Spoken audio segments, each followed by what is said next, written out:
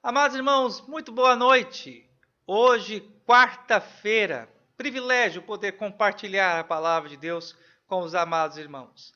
Nós temos durante essa semana, nos nossos momentos de fé e esperança, compartilhado alguns textos da palavra de Deus que se encontram no livro do profeta Isaías. Nosso objetivo com essa série é trazermos à igreja uma palavra de paz, de esperança e de consolo. Como anda o seu coração? Como anda a sua alma? Você está cansado? Aflito? Sem esperança? Ore ao Senhor nesse momento. Peça ao Senhor que renove as suas forças. Peça ao Senhor nesse momento que venha poderosamente falar ao seu coração. Vamos orar? Pai, nós te buscamos nesse momento, pedindo ao Senhor que fale ao nosso coração. Derrama, Senhor, sobre nós a tua graça, que a tua palavra, ó Deus, traga edificação, ensino, direção para as nossas vidas. Senhor, colocamos diante de ti a vida do nosso país. Apresentamos ao Senhor nosso presidente, nosso governador. Pedimos a Deus que o Senhor venha dar sabedoria a cada um deles. Lembramos, ó Deus, de cada prefeito dos municípios do nosso estado aqui em Rondônia. Pedimos a Deus que o Senhor venha dar sabedoria a cada um deles na condução dessa crise que tem assolado de uma forma tão violenta o nosso país. Oramos, ó Deus, pedindo que o Senhor venha fortalecer aqueles que estão abatidos, renovar a esperança daqueles que estão desanimados. Ó Pai de amor, declaramos com fé que Tu és o nosso refúgio, Tu és o nosso escudo, Tu és a nossa fortaleza, e não há outro Deus além de Ti. Louvado seja o Senhor, que não nos abandona, que não nos desampara, mas sempre está conosco a cada dia. Recebe, Senhor, a nossa gratidão, a nossa manifestação e esperança de fé, em o nome de Jesus. Amém. Meus amados irmãos, antes de ouvirmos a palavra do Senhor, entoemos o hino de número 163, Direção Divina. Direção Divina.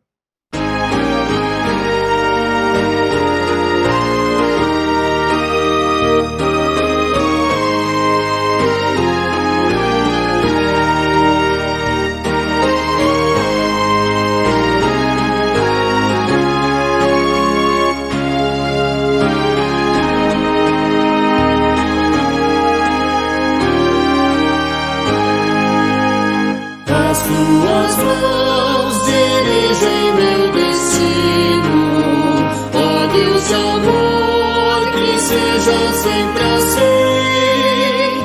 Teus são os meus poderes, minha vida, em tudo eterno, Pai, dispõe de mim.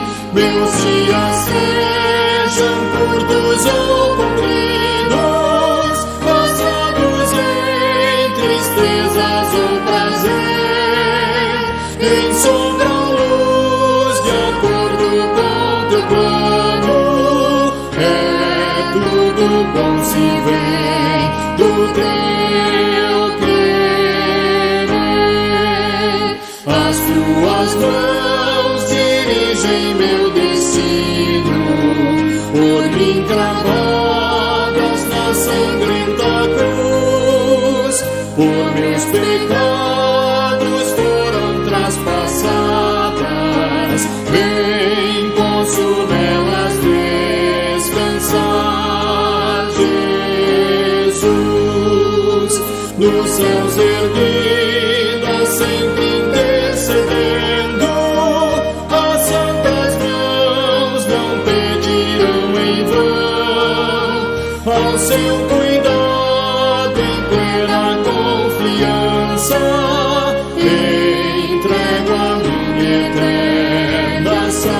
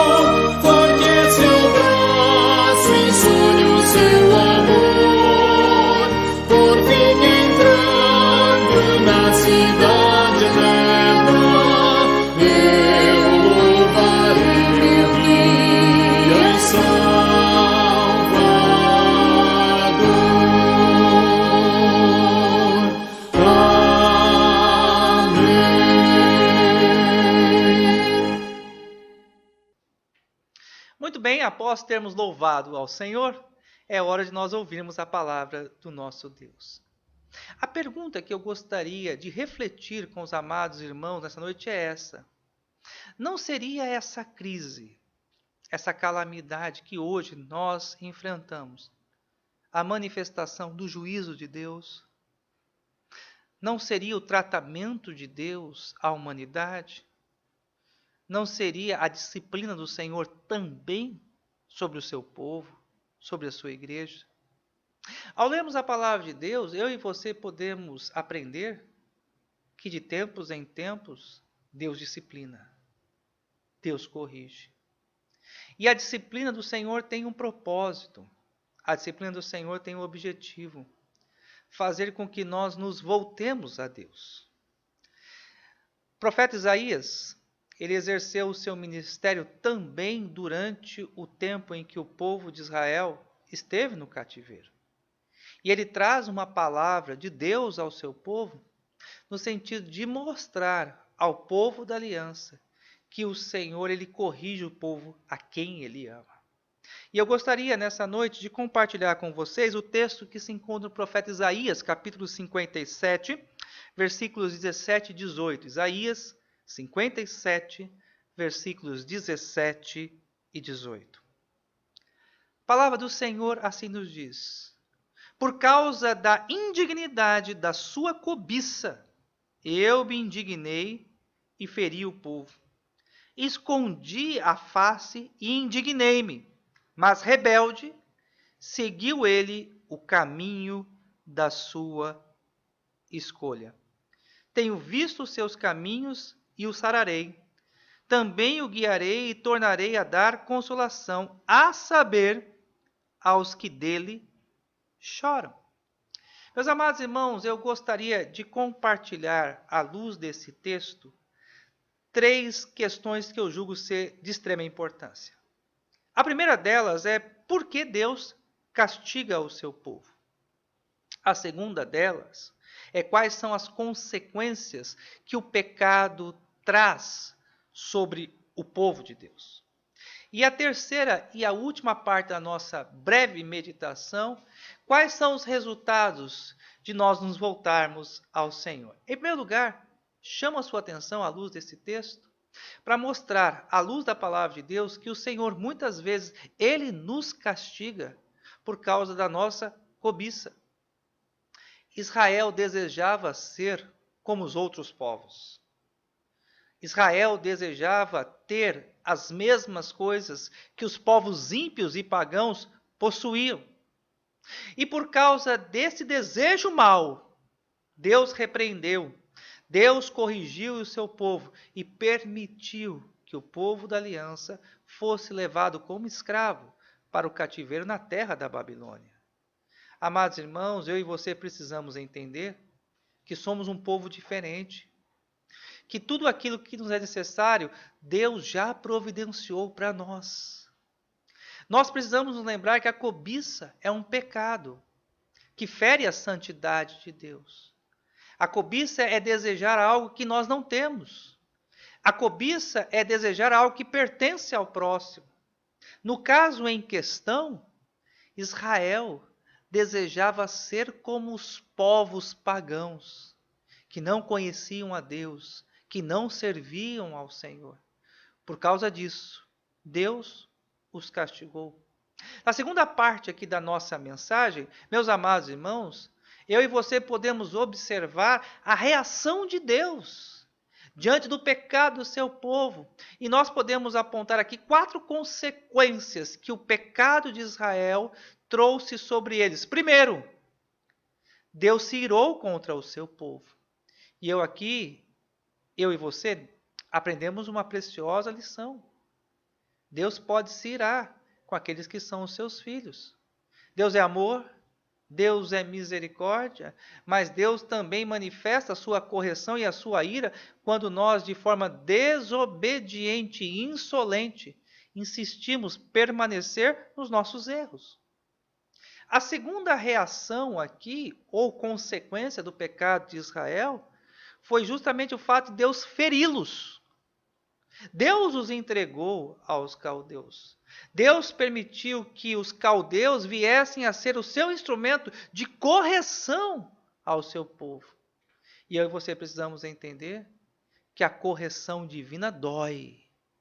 Que a correção divina muitas vezes faz com que nós choremos. A terceira lição que nós aprendemos aqui é que Deus, ele se esconde. E o que isso significa? Deus se esconder parece até algo estranho, principalmente quando temos um conhecimento teológico, no sentido de sabermos que Deus está presente em todo lugar. É que enquanto não houver quebrantamento, enquanto não houver arrependimento, enquanto não houver sincero desejo de mudança, Deus não ouvirá a oração do seu povo. A palavra do Senhor diz que os nossos pecados fazem separação entre nós e o nosso Deus. Isaías 59:2.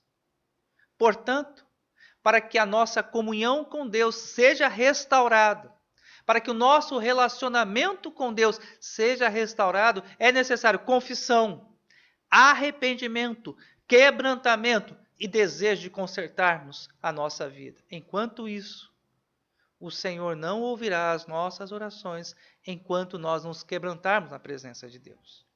Em quarto lugar, eu destaco aqui, e é talvez a mais grave de todas essas questões aqui, Deus entrega o seu povo, Deus entrega os homens ao seu próprio caminho. O texto diz que de forma rebelde, o povo seguiu o seu próprio caminho.